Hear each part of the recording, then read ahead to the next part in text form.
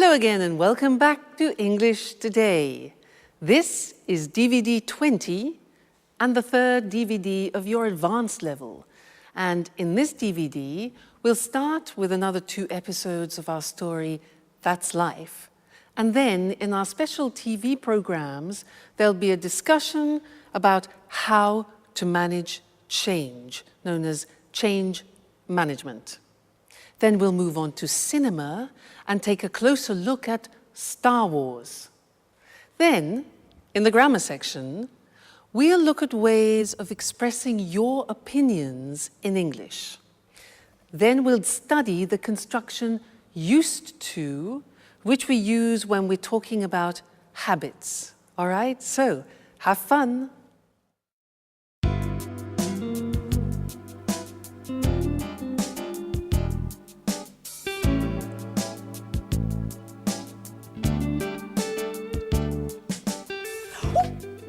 Edward, stop! Put that infernal gadget away. That's enough. There's a limit to everything, you know. Great. That's it, Anne. Go on like that. You are fantastic. Oh, fantastic, my eye. I told you to cut it out. Alice! Alice! Yes, Anne, what can I do for you? Stop laughing. Oh, Anne, come on. And tell your director friend to give it a rest.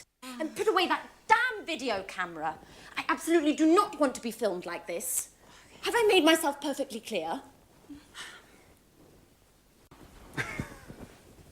Hi, Alice. Hey. Good morning, Edward. Can't stop working, eh? What's on the menu for today's shoot?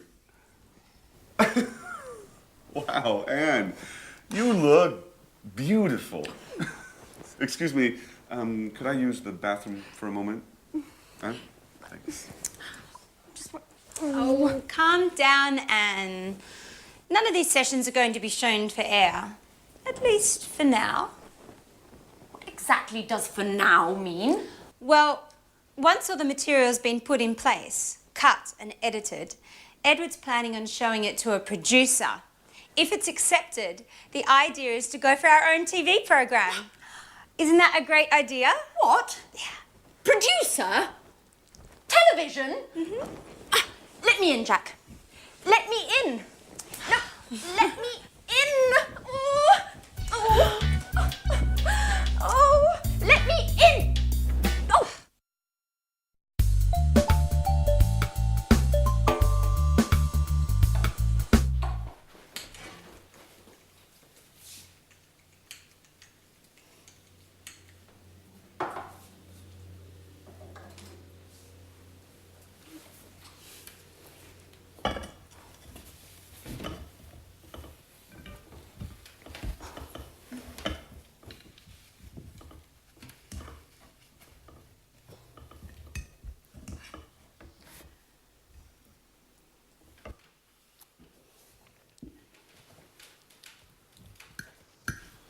So, Anne, what do you think of Edward? In what sense? As a man or as a director? Do you really have to ask? As a man, of course. Well, I've just met him, so I can't really say. But as a director, my view is that he's a bit too intrusive. Come on, Anne, get over it. That's his job. In my opinion, I think he's just great. Oh, what's this I'm hearing? Our little Alice might be in love? Well, yes. As I see it, Anne, this is the first time in my life I've fallen head over heels in love. So much in love. But he doesn't even notice me. You know, we share so many common interests and we see things in the same way. We can talk for hours on end, but it just ends there. He looks on me as a good friend. Nothing more, nothing less. You know, I'm really not used to that role. Usually I'm the one to keep others at bay. Yes, I remember. Tom, Frank, David. How many broken hearts have you left behind? So tell me, have you asked Edward how he feels about you? No, of course not. Look, Edward isn't interested in some relationship. He's profound and introspective, spiritual. He's a person who enjoys observing and analysing others. Yes, if you ask me, too much so. Anyway, I can't agree with you, I'm afraid. Even spiritual beings, personal longings, I think you should tell him. And who knows, your Edward might be much more human than you think.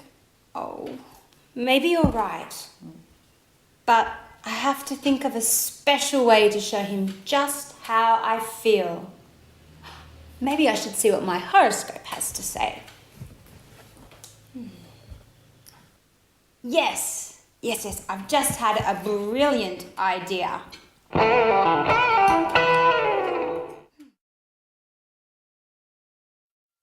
Hello again and welcome back to your live English language TV program. Did you hear in that episode how the girls were talking about their love problems? They were exchanging opinions about their love problems. Well, that's what I want to study with you now, is how do you express your opinion in English and how do you ask other people for their opinion? Now, to do this, I want to talk about an article which I read yesterday, in fact, in this magazine about women. And the article made some statements, and I want to ask you what your opinion is about the statements that I read, and I will tell you mine, all right? Well, I read this. Women are less rational than men. Women are less rational than men. What do you think about that? Yeah, well, I can go along with that. I agree in a way women are more emotional and more instinctive, yeah? Do you agree? Next thing, other thing they said is women are less intelligent than men. Women are less intelligent than men. Now, what do you think about that? Well, I totally disagree with that. I don't know about you. Women are less intelligent than men. Who wrote this article? Men are stronger than women. Do you agree? Well, yeah, I mean, physically, men usually are stronger than women. Maybe emotionally and morally, we could debate the fact. Yeah? Maybe? Okay. Next one, men make better leaders than women. Do you agree with that? Yeah, up to a point. I mean, most of the leaders in this world are men, but maybe it's because women haven't had enough chance to be leaders yet. Who knows? All right, and the last one is a woman's place. A woman's real place is in the home. What do you think about that? I totally agree. A woman's place should be in the home. Nice article. Let's move to language. Maybe it's better. Let's talk about the language we use when we give opinions. And let's use the screen. So, asking for somebody's opinion, how can you do that? Well, you can say, what do you think about that? What do you think about that? Simple question. Or, what's your opinion? We can also ask, what do you feel about that, which is more related to emotions rather than to the intellect. So, what do you feel about that? Or, what are your thoughts? What are your views about that? All right, so those are all ways of asking for somebody's opinion. When you want to give your opinion, you can say, I think, I feel, in my opinion, we should. My view is that we should, my view. Or as I see it, I think we should. All right, so that's giving opinions. Now, often you want to talk about agreement. Now, how do you ask a person for agreement? We don't say, "Are you agree?" Many languages translate that wrongly. It's not "are you agree," but "do you agree with me?" All right? Do you agree? Be careful. Do you agree? Another alternative is "do you go along?" Go along means have the same opinion. Do you go along with that? All right? Now, imagine that you want to agree totally with someone. Do you agree with that? Exactly. You can say, "I totally agree with you." "I completely agree with you." You can say, "Yeah, I go along with that. I agree with that." You can also say, "That's right," "exactly," or "absolutely." Those are all ways of agreeing totally. Now imagine that you agree sort of, you agree partially. The language here is, "Yeah, that's a good point, but I agree with you up to a point." I agree with you up to a point. So that's partial agreement, but not total agreement, all right? Now, disagreement. To be polite, you can say, "I can't agree with you, I'm afraid."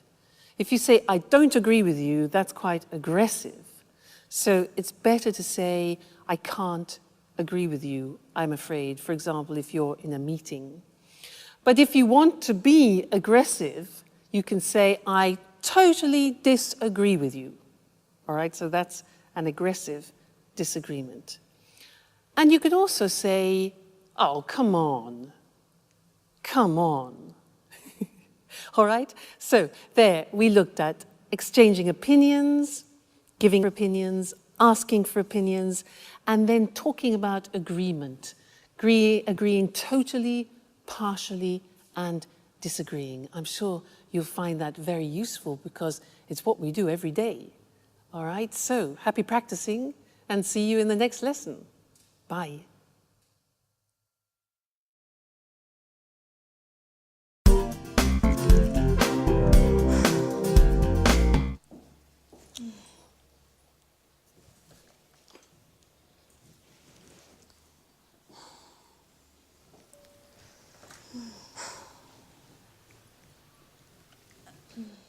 Alice? Are you feeling okay? Oh, yeah. Hi, Anne. I'm just preparing a little lunch for Edouard. Edouard? What's with the French accent? I thought you said he was Canadian. He is, from the French part. His mother's French, so he's fully bilingual. Well, now that you mention it, I had noticed a slight French accent. Oh, yes. Isn't it adorable?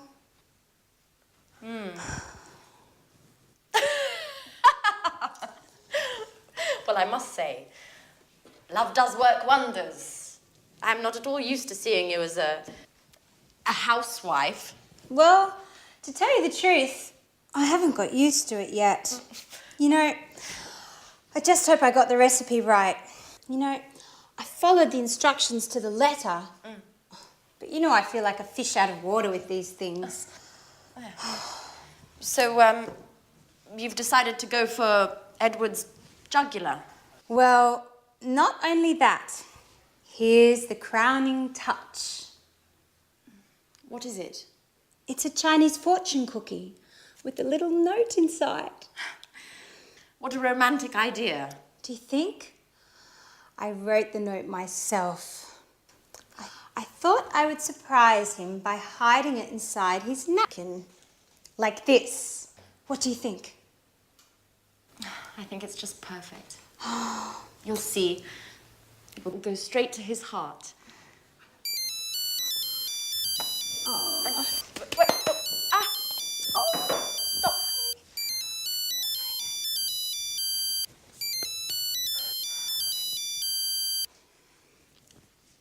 Hello? Yes, this is Alice.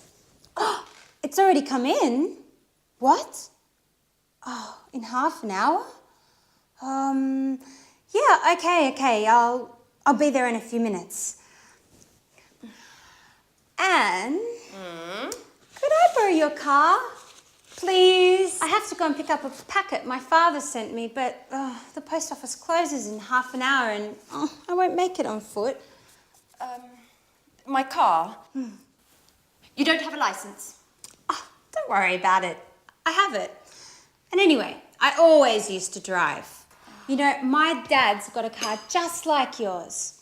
Okay, I'm off. Tell Edward I'll be back in a flash. Alice? Alice? But who's going to clean up this mess? Get used to it, Anne. It's the same old story. Now I'm late.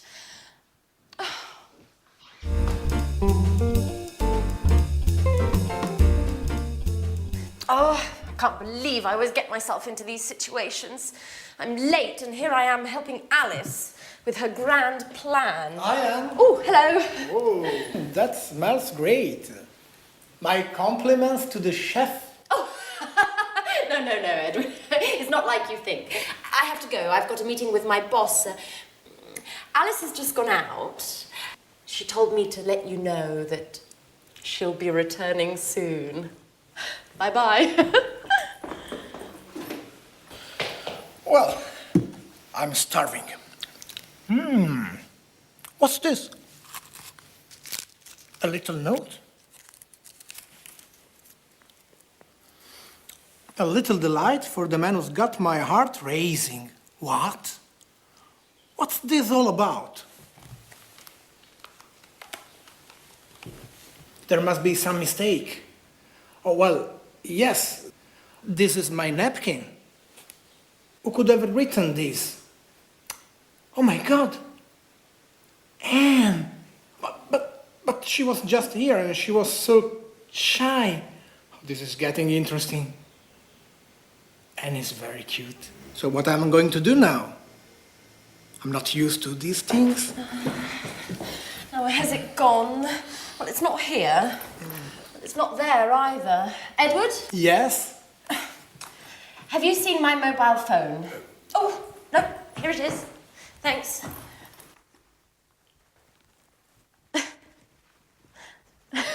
Pardon me. Why are you eyeing me like that? Nothing. Well, all right. I've got to run. Bye-bye. She's acting like nothing is happening at all. This is getting very interesting.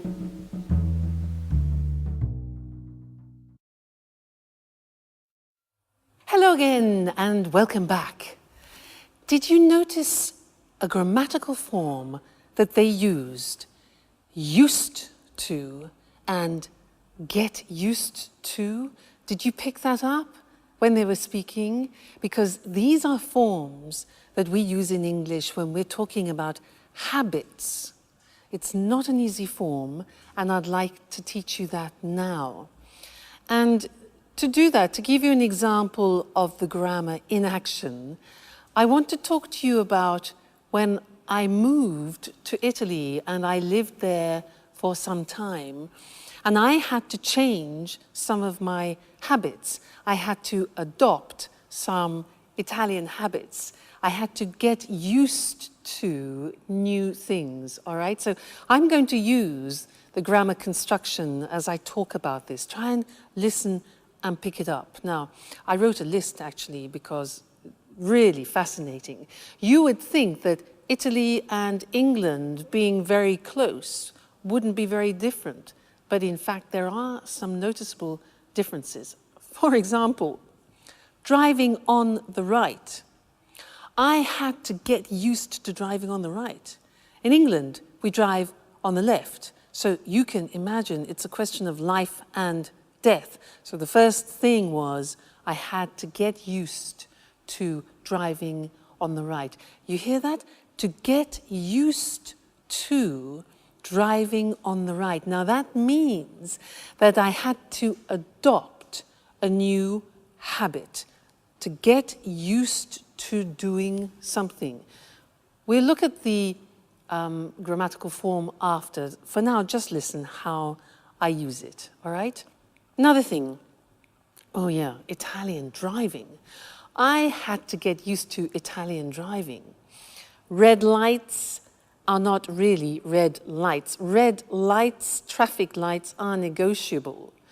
And I had to get used to being very flexible driving on the roads in Italy, I can assure you. Now, speaking Italian. Now, when you speak Italian, you divide the world into masculine and feminine. And you know that in the English language, we don't have masculine and feminine. For table is neutral, whereas in Italian, it can be masculine or feminine. For example, a computer is masculine. So I had to get used to dividing my world into objects, which are masculine, and feminine, which for an English person is really quite a challenge. So another thing was rolling my R. In English, we don't say R. It doesn't exist. But in Italian, for example, if you want to say red, you have to say rosso. R. It took me 1 year to learn R. So I had to get used to rolling my R. Terrible. Coffee. In England, we have mugs of coffee like this. In Italy, I had to get used to small amounts of strong coffee. So that was a new habit. But then I found cappuccino, so that was the alternative. And the last thing that I had to get used to was the Italians gesticulating. The Italians use many gestures like oh, and they use their shoulders, oh, and noises as well. And when I saw Italians in the street at the beginning, I thought they were always arguing. But in fact, they're not. It's a normal way for the Italians to gesticulate. So I had to get used to reading the language as not necessarily aggressive. All right, so that's some of the things I had to get used to, all right? Let's go and look at this grammatical form now because it's not easy to use, all right? Let's look at the screen.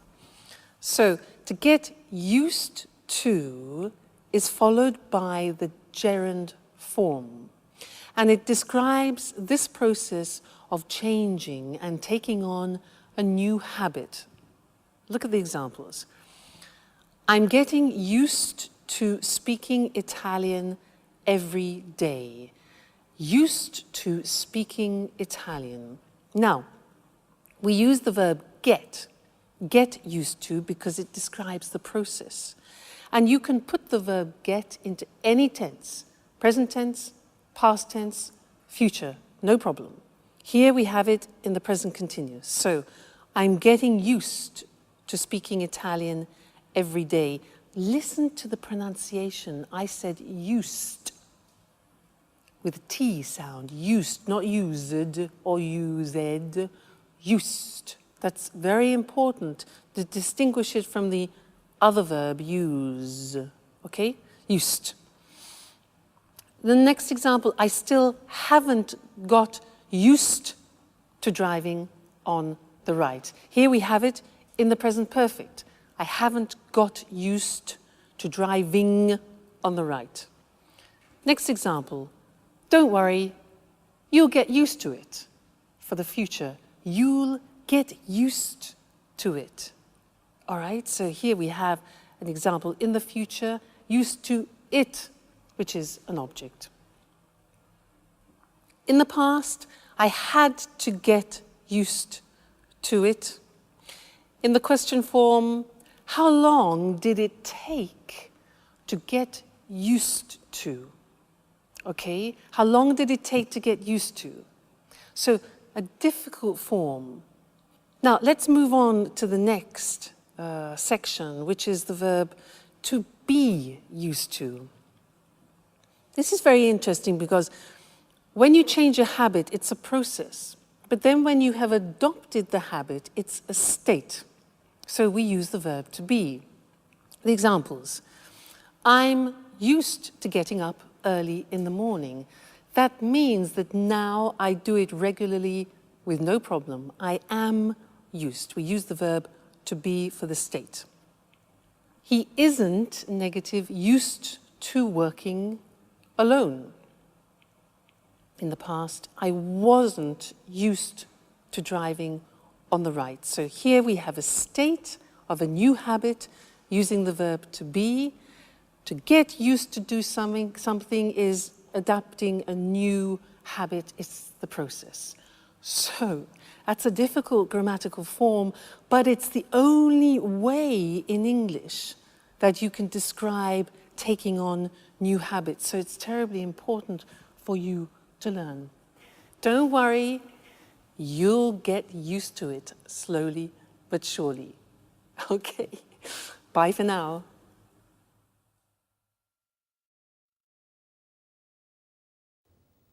Hello, and welcome to this week's edition of Let's Talk, our evening discussion program with our commentators, Tom and Marie. Good evening, everyone. Good evening. According to a recent report from the EU on the economies of the Eurozone, many companies are going through a difficult period. Senior managers are realizing that business as usual is no longer possible.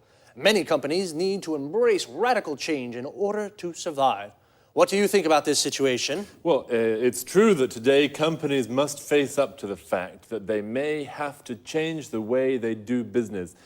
New technology is making this change necessary, and new competition can result in a company having to completely rethink its business plan. I agree. Another example is when a company decides to enter a new market and becomes very successful. This success can require changes to the way the company does things. All these situations result in changes being needed to the way a company operates. It's not easy to make changes to the way a company operates and the way people work. How can a company do this successfully? Well, there's been a lot of research on this topic. It's called the change management process. I see. So what are the elements of a successful change management process? Where do you start? Well, it's important to analyze the situation carefully before embarking on a process of change. A good analyst will identify the key areas of a company's operations that need to be changed. Then an effective change strategy needs to be drawn up. This says exactly what needs to be changed. That's right. Input to the strategy can come from the management team or an external consultant.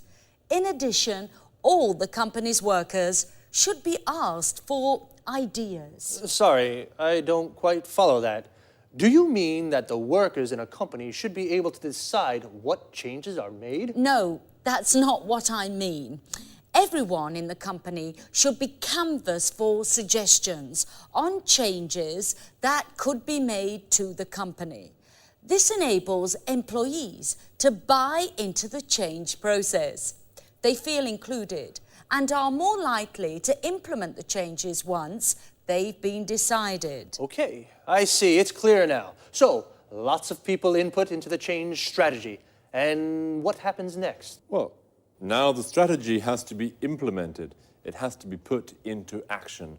This can be the most difficult stage of the change management process.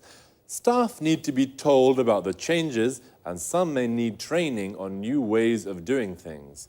A member of the management team should be available to answer questions from employees about the changes taking place. And once the changes have been implemented, is that it? No, it's not.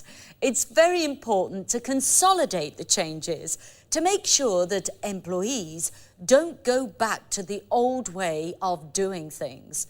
A manager should be chosen to act as a champion for the changes and should collect feedback from the employees to see what they think about the changes. This champion should praise employees who have implemented the changes. Of course, it's very important to raise the morale of staff at this time. Otherwise, there is a risk that they'll revert back to the old way of doing things. So it's quite a complex process. Well, companies need to know about change management techniques in order to survive in today's rapidly changing markets. Thanks to Tom and Marie for their explanation on how to bring about change in a company. Goodbye, Eric. Goodbye. And goodbye, everyone, and see you again next week for another edition of Let's Talk. So, the change management process is the process a company uses to change the way it operates. Due to new technologies and new competition, many companies have to rethink their business plan.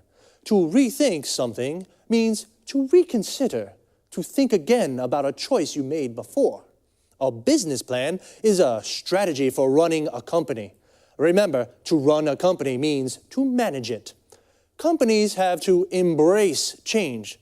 To embrace something means to accept it and put it into practice. So, to embrace change means to start making changes. Companies must face up to the fact that they have to change the way they do business. To face up to something means to accept a difficult situation exists. So, how does the change management process work? First, an analyst identifies the areas that need to be changed. An analyst is an expert who looks at all the elements of a situation. He analyzes a situation. Everyone in a company should be canvassed for suggestions. To canvass means to ask people for their opinions. This enables employees, the people who work in the company, to buy into the changes. To buy into something means to believe in something. Then a strategy is drawn up. The phrasal verb to draw up means to prepare.